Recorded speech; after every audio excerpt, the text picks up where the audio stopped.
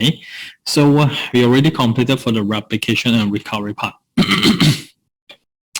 So next thing, we move into the testings of backup and replication. So in Veeam, we have this additional feature called the sure backup function. Now, we are backing up virtual machine data and also replica VM, right? And we have no idea whether the backup data is running fine or not, especially. And over here, we are looking into virtual machine data. So virtual machine is pretty sensitive, whereby even though your data on the block level doesn't have any issue, but when you try to boot it up, they give you blue screen problem, etc., just like Windows machine. Because when you are doing a backup time, maybe they are doing Windows update halfway, and now when you restore, the Windows update continue and it fails. Now, those are the things that we are trying to test here. This sure backup will use to boot up your virtual machine inside your backup data and also your virtual machine replica to see whether your virtual machine able to boot up completely without any issue, and you can also use it to test even further if you want to. Alright, so over here you will see sync sure backup overview. So what do we have here? Now we are looking on to testing our backup data or replica. So how can we test it? It's a virtual machine. So we need to have a platform such as ESXi or Hyper-V to test our virtual machine data. So when you are selecting the host, usually it will be connected to your particular production network, etc. We would like to have an isolated environment because when you're testing the virtual machine data, the virtual machine is a backup of your production VM. So when you boot up the one inside your backup data, they will come with the same identity, same IP address, etc. They will also clash with your original production VM. That's why in order for me to boot up the same VM from your backup data, I need to isolate them from the network point of view, so that they can boot up together in the same environment, just separate from network point of view. So it will not actually cause issue to your production, and I can still connect to this test VM for certain testing or maybe manual application item recovery, things like this. So what do we need here for sure backup? First thing, we need to prepare that particular isolated environment, what we call virtual lab. And marketing material now they call it data lab. It's basically similar things here. So this virtual lab will have configuration regarding which host that you're trying to use, and then your virtual network configuration, and they will also require a middleman machine VM to help you to interconnect all these things. That will also cover later. So after that, I will need to create or select a few virtual machine to test in the application group first, in the application group. So after I have this, looking into what VM to test, either from a backup data or from a replica, selecting the virtual lab, I can create a sure backup job. Now the sure backup job can be a scheduled task also. After you create it, plan it, automate it, they will give you reports when they are testing the job itself. So you can put this basic test to automated. Maybe every 1 month you test one time, at least you know that your backup data is always working, at least that you can restore later on. Okay. So this is the purpose here. So how can we actually achieve this? Pretty easy. Now we are basically utilizing similar technology here, just like your instant VM recovery. The way we used to boot up the virtual machine from the backup data. Okay, so this is similar case. Now the differences here is because I am utilizing the same tag here, but I'm not used to replace my original VM because my original production VM is running fine this time. I will be booting up the VM to the same host, it's supported, no issue. Now this virtual machine will boot up on the same host, but they are isolated from the network point of view. Okay, isolated from a network point of view. Now with this isolated network, basically it will be another additional vSwitch that you have created just for internal VM communication. Okay? So these sets of virtual machine can be booted up with dependency, etc. Things like this, and I will utilize this proxy appliance. This is actually additional VM that will push into the ESXi. This VM will be the middleman who connects to your internal VM network, allowing your external production network to talk to the machine inside.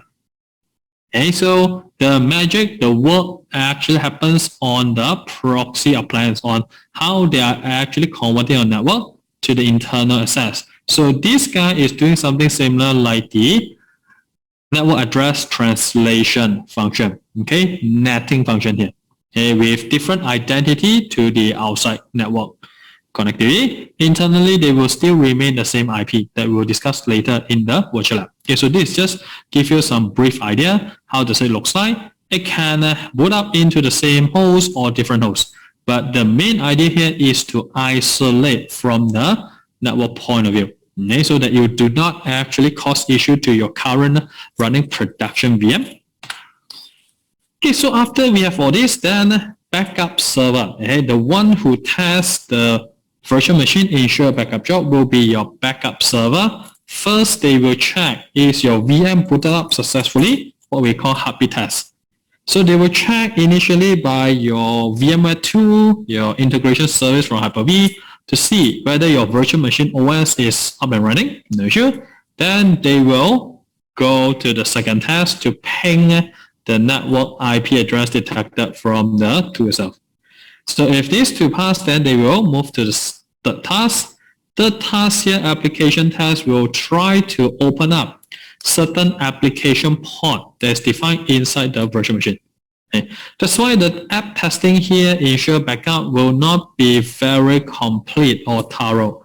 They are just trying to open up certain port number. That's why if you plan to test it further with application client, for example, it is possible, but you need to enable additional item, what we call the on-demand sandbox. Okay, that I will show you later where is it.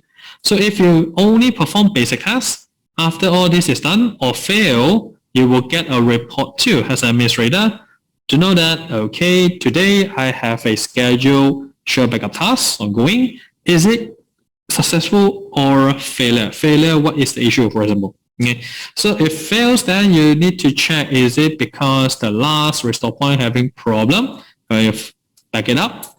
So if you're not able to start up the VM from the backup, then it's best to make additional incremental backup instead, just to make sure you have the latest point that you can restore to, for example. Okay? So this is the main overall idea and what it actually does in the share backup job. So the main technology here that actually offer all this testing and network connectivity is what we call the virtual lab, or another name, they call it data lab here. So the virtual lab is the configuration that choose which ESXi that you're trying to use, for example. So first thing in your virtual lab, I need to choose which ESXi, okay, or maybe Hyper-V, for example. Which host that you are trying to use. Now, if you're using the same host, then most likely your production VM will still be running together here. Now, this production VM will have this physical uplink to your production network. Okay, pretty easy. This is how your production VM have connectivity to the outside world. Okay. Next thing, I select the same host to use as your virtual lab environment, so that I can utilize it to boot up my virtual machine backup data, my particular testing can be done here. So I will require this proxy appliance virtual machine. So it will be pushed into your ESXi when you create the virtual lab configuration inside your backup software later. Okay, so they will push this VM, deploy it, and this virtual machine will be used as the middleman. Okay, this one acting like your network address translation gateway, for example. Okay. Now, internally, I will create another virtual lab standard vSwitch. So this will also be created together in the virtual lab configuration. Okay. Now, this standard virtual switch for virtual lab purpose, they do not have any uplink. Yeah? So no uplink, meaning it's not connected to any production network. Just to avoid any possible network conflict that might happen over here, because we're using on the same host here, without uplink, it will still able to run first thing. Okay. So this particular network is basically isolated from your production, as you can see here. Without uplink, basically they are not connected to each other. That's why here, if we are utilizing the same network IP, no problem. So this is your production IP. Now this is actually your backup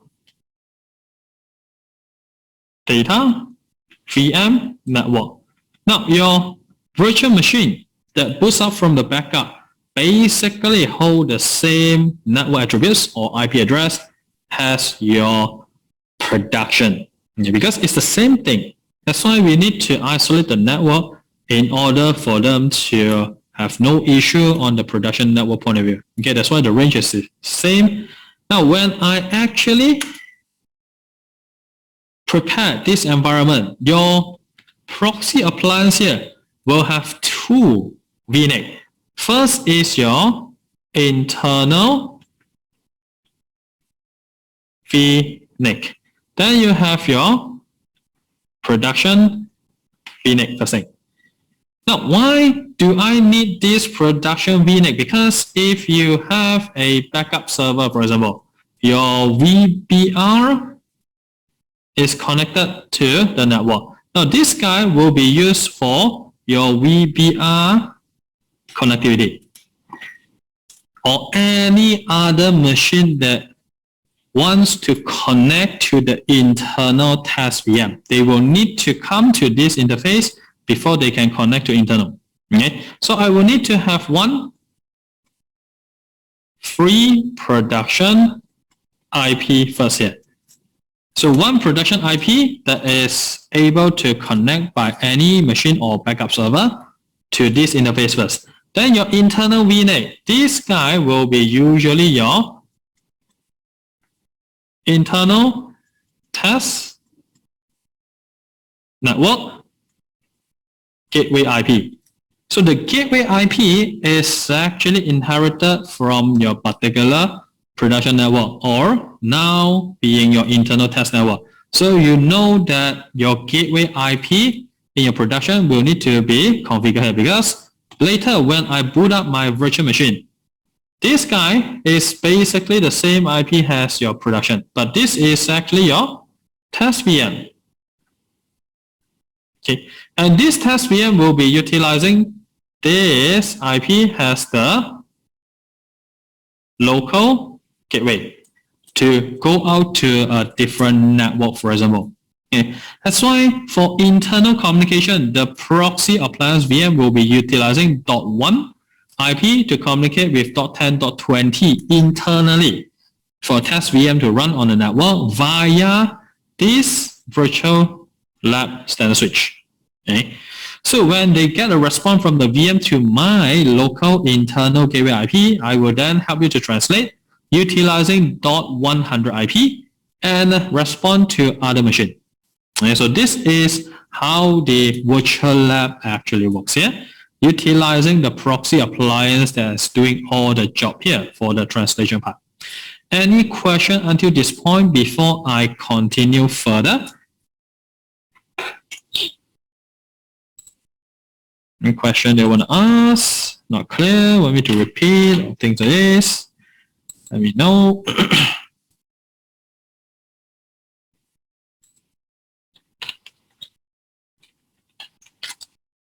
Okay, so it should be quite straightforward, yeah? Okay, so now, this is the basic virtual lab, okay, or what we call the advanced single host virtual lab, yeah? This is what we call advanced single host virtual lab. And then from this configuration, we have two different network connectivity available. Okay, let me just change a bit on the color. So from the VBR, I have two options. Okay? So one being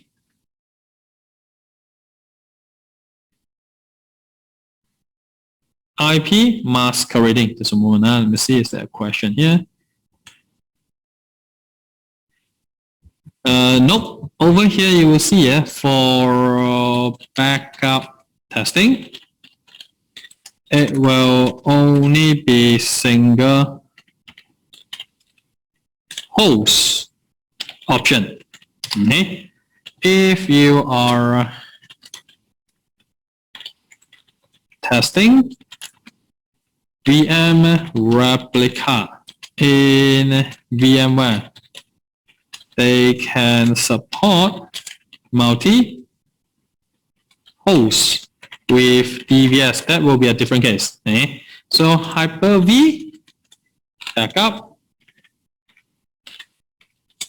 and replica only support single host testing. Only single host for Hyper-V. VMware, they can support multi-host but require DVS and also VLAN helps. Okay? So if you understand this, you can apply that into the DVS level 2 using VLAN isolation. So now I do not have any uplink, I do not require VLAN here. Okay? So if you're using IP masquerading, what do? We need to map our production IP range to a free IP range. So what happens?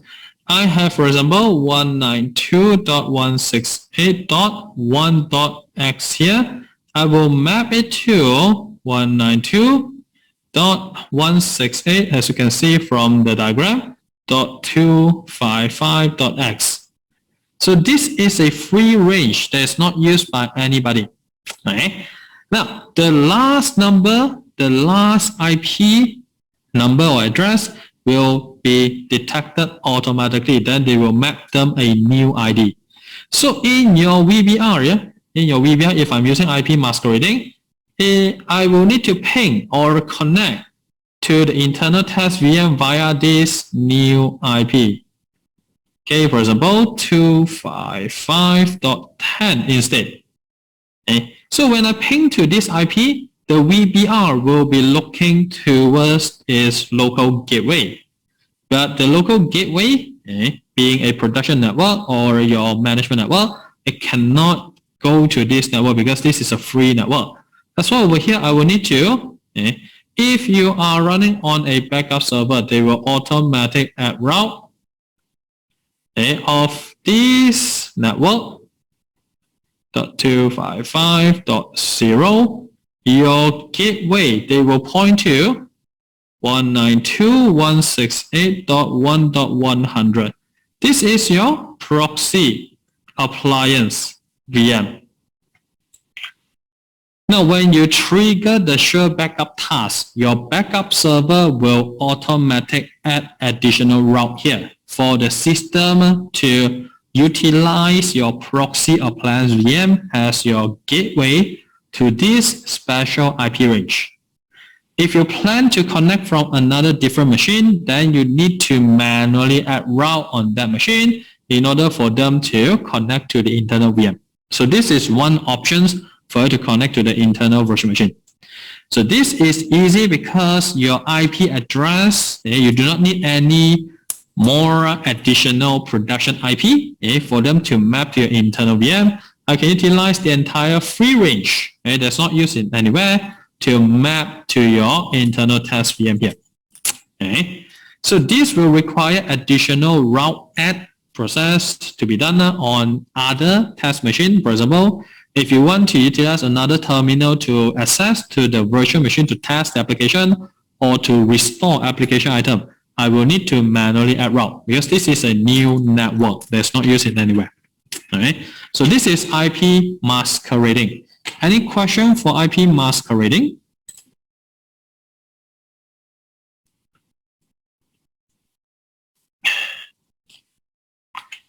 Okay, so inside your virtual lab, I have another option called IP static map. Now, IP static map pretty easy. I will have my production IP mapped to another free production IP2. Okay, so over here you will see 192.168.1.10. I will map it to a different free IP from the same range, for example, okay? Maybe .200 here.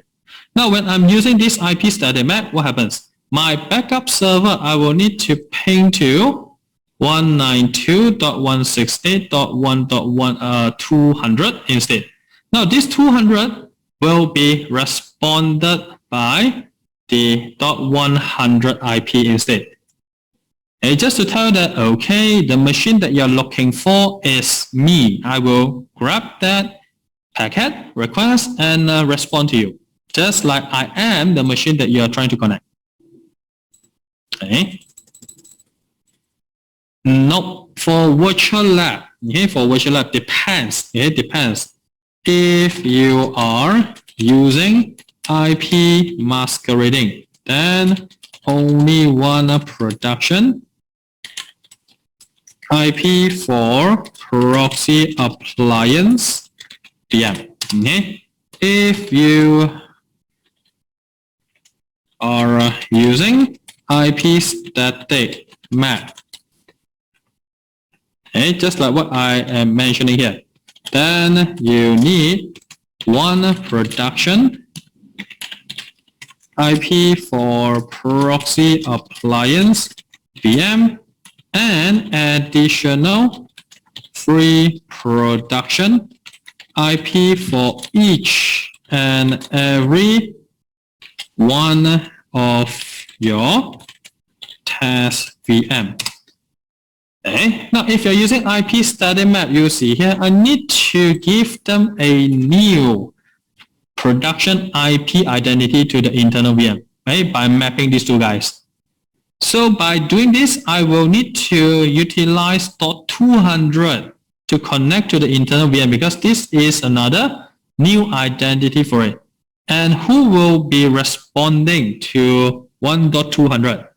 The proxy appliance will be responding to it because this guy will help you to capture the packet and then forward it to internal to translation before responding you again.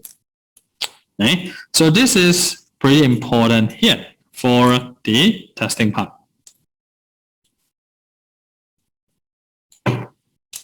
Okay, so this is for the Sure Backup Virtual Lab function. Any question here until this point for IP static map and IP masquerading?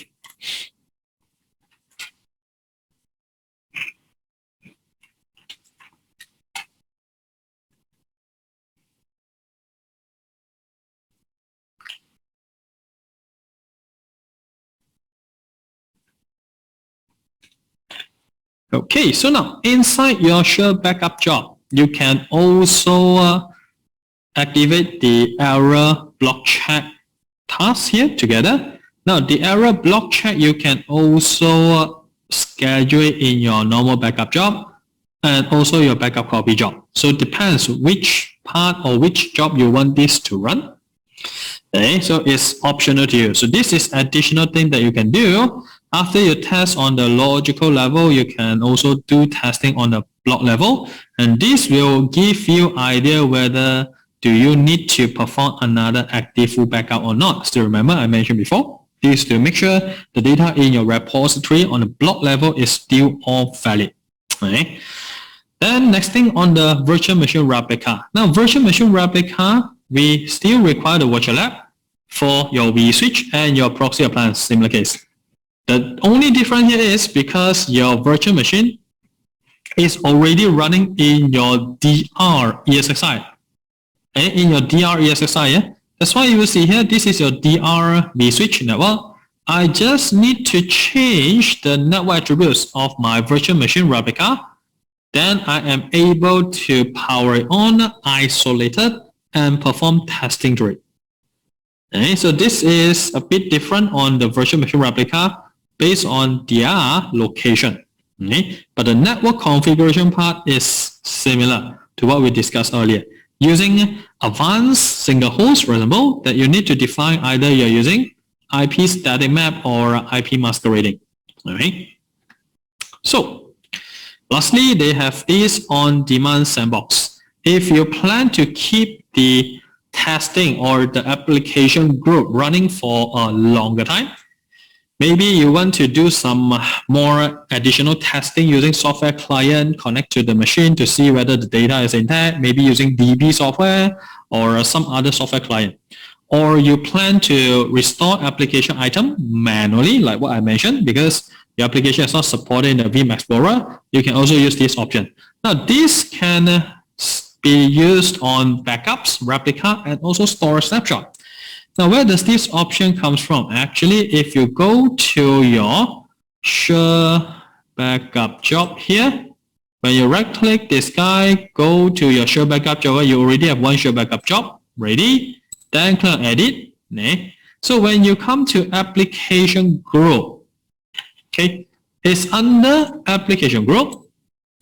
Inside your job, there is another line here called Keep Application Group Running. After job completes, this is to keep the Share Backup job running even the basic testing has been done. They will not conclude everything. They will keep on running until you manually end it or a backup job or replication job starts. They will conclude everything. So this line item, when you check, is to enable the on-demand sandbox. It's just an additional line sitting inside the Share Backup job. Okay? So by default, this is unchecked. If you want to keep it running for a longer time, you want to test it further, then you need to actually run this item to enable it. Okay. So any question for the Share Backup function? Okay. So if you have no question, then let's move into the lab part that you can actually create